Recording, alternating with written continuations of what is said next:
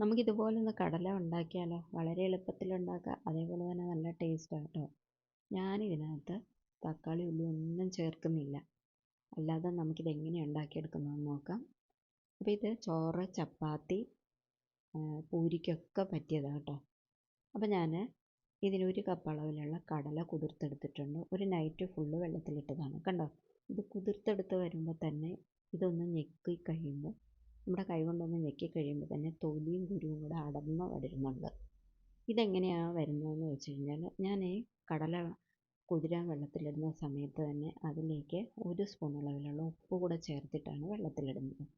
അപ്പോൾ ഇത് പെട്ടെന്ന് വെന്തും കിട്ടും, നല്ല സോഫ്റ്റും ആയിരിക്കും കേട്ടോ.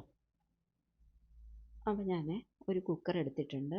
അപ്പം ഈ വെള്ളമൊക്കെ മാറ്റി ഈ കടല ഞാൻ കുക്കറിലേക്ക് ഇട്ട് കൊടുക്കുന്നുണ്ട്.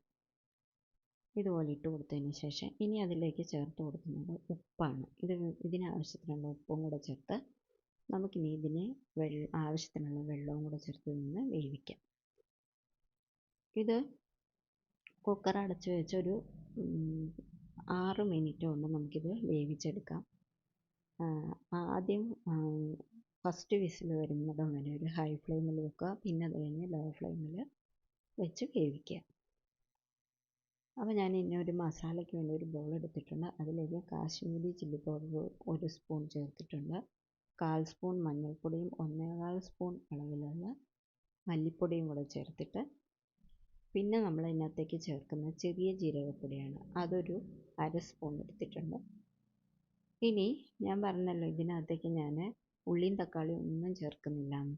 അപ്പം ഒരു പുളിക്ക് വേണ്ടിയിട്ട് കുറച്ച് നാരങ്ങ നീരൂടെ നമുക്ക് ചേർത്ത് കൊടുക്കാം.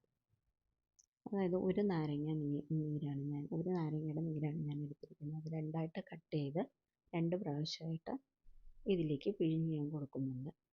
ഇനി നമുക്കിതൊന്ന് മിക്സ് ചെയ്തതിന് ശേഷം ഒരല്പം വെള്ളം ഒഴിച്ചിട്ട് ഒന്നുകൂടെ നമുക്കൊന്ന് മിക്സ് ചെയ്ത് കൊടുക്കാം.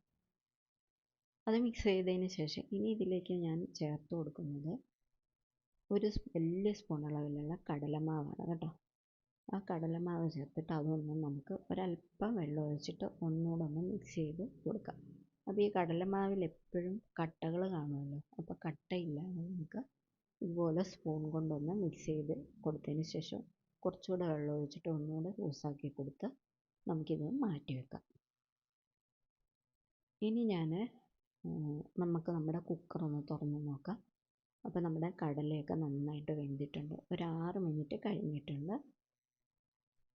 അപ്പോൾ നോക്കി ഇതുപോലെ കണ്ടോ, നല്ലവണ്ണം വെന്ത് ഉടഞ്ഞിട്ടുണ്ടത്, നല്ല സോഫ്റ്റായിട്ട് കിട്ടിയിട്ടുണ്ട്. ഇനി നമുക്കത് അതിൻ്റെ വെള്ളവും കടലയും കൂടെ സെപ്പറേറ്റ് ആക്കി എടുക്കണം. അതിൻ്റെ വെള്ളം കളയാൻ പാടില്ല. അപ്പോൾ ഞാനൊരു പാൻ എടുത്തിട്ടുണ്ട്. അതിലേക്ക് എണ്ണ ഒഴിച്ച് കൊടുത്തിട്ടുണ്ട്. ഏത് എണ്ണ വേണമെങ്കിലും ഉപയോഗിക്കാം കേട്ടോ. അതിലേക്ക് ഒരല്പം കടുകും ചെറിയ ജീരകവും കൂടെ ചേർത്ത് കൊടുക്കാം. ഇനി അതൊന്ന് മൂത്ത് വരുമ്പോഴേക്കും നമുക്ക് കുറച്ച് കറിവേപ്പിലയും കൂടെ ചേർത്തതിന് ശേഷം അതിലേക്ക് നമുക്ക് ഈ മസാലക്കൂട്ട് ഒഴിച്ച് കൊടുക്കാം. ഒഴിച്ചതിന് ശേഷം ആ എണ്ണയ്ക്കകത്ത് കിടന്നിട്ട് ഇതൊന്ന് നന്നായിട്ട് വഴറ്റിയെടുക്കണം. ഈ മസാലക്കൂട്ട് നന്നായിട്ട് വഴറ്റി എടുത്ത് കൊടുക്കണം. കാരണം അതിൻ്റെ പച്ച ചുവയൊക്കെ ഒന്ന് മാറാൻ വേണ്ടിയാണ് ഇതുപോലൊന്ന് വഴറ്റിയെടുത്ത് കൊടുക്കുന്നത്. ഇതുപോലെ വഴറ്റിയെടുത്ത് നമുക്ക് കൊടുക്കാം. ഇനി ഇതിലേക്ക് നമ്മൾ ചേർത്ത് കൊടുക്കുന്നത് നമ്മുടെ കടലയുടെ വെള്ളം ഉണ്ടല്ലോ, വേവിച്ച വെള്ളം, അത് നമുക്കിതിലേക്ക് ചേർത്ത് കൊടുക്കാം. ചേർത്ത് കൊടുത്ത് ഇത് നന്നായിട്ട് ഒന്ന് മിക്സ് ചെയ്തതിന് ശേഷം നന്നായിട്ട് നമുക്ക് തിളപ്പിച്ച് കുറുക്കി വേണം എടുക്കാനായിട്ട് കേട്ടോ. അപ്പോൾ ഇതെപ്പോഴും ഇതിൻ്റെ മസാല നമ്മൾ കടലയ്ക്കകത്ത് ചേർക്കുമ്പോൾ ഒന്ന് പൊതിഞ്ഞ് നിൽക്കണം, ആ ഒരു രീതിയിൽ. അതായത് ഒരു കുഴമ്പ് പോലുള്ള രൂപത്തിലാണിത് എടുക്കുന്നത്. ഇനി ഇത് തിളച്ച് വരുമ്പോഴത്തേക്കും അതിലേക്ക് കുറച്ച് കായപ്പൊടിയും ചേർത്തിട്ട് ഇനി അതിലേക്ക് ചേർത്ത് കൊടുക്കുന്ന അയമോദമാണ് കേട്ടോ. ഇത് രണ്ടും ചേർക്കുന്നത് എന്താണെന്ന് വെച്ചാൽ ഗ്യാസ് ഉണ്ടാവാതിരിക്കാൻ. കാരണം നമ്മളിതിനകത്ത് വെളുത്തുള്ളിയോ ഒന്നും ചേർക്കുന്നില്ല, അതുകൊണ്ടാണ് ഇത് ചേർത്ത് കൊടുക്കുന്നത്. ഇനി നമ്മൾ കടല ചേർത്തിട്ട് ഇതുപോലെ നമ്മളൊന്ന് കുറുക്കിയെടുക്കുക. ചെറു തീയിൽ വെച്ച് ഇതുപോലെ നമ്മൾ തവി കൊണ്ട് ഇളക്കി കൊടുത്ത് ഒന്ന് കുറുക്കി എടുക്കുക. കണ്ടല്ലോ, അത് നല്ല കുഴമ്പ് പോലെ, അതായത് ഈ മസാലയൊക്കെ ഇതിൽ അതായത് പൊതിഞ്ഞ് നിൽപ്പുണ്ട്. ഇനി നമുക്ക് കറിവേപ്പിലയും ചേർത്തിട്ട് വേറൊരു പാത്രത്തിലേക്ക് മാറ്റി കൊടുക്കാം. അപ്പോൾ കൂട്ടുകാർക്ക് വീഡിയോ ഒക്കെ ഇഷ്ടമായെങ്കിൽ എല്ലാവരും ഒന്ന് ലൈക്കും സബ്സ്ക്രൈബും ചെയ്ത് നിങ്ങളുടെ ഫ്രണ്ട്സിനും റിലേറ്റീവ്സിനും ഒക്കെ ഒന്ന് ഷെയർ ചെയ്ത് കൊടുക്കണേ. അപ്പോൾ നിങ്ങളുടെ വിലയേറിയ കമൻറ്റ് ഞാൻ പ്രതീക്ഷിക്കുന്നു കേട്ടോ.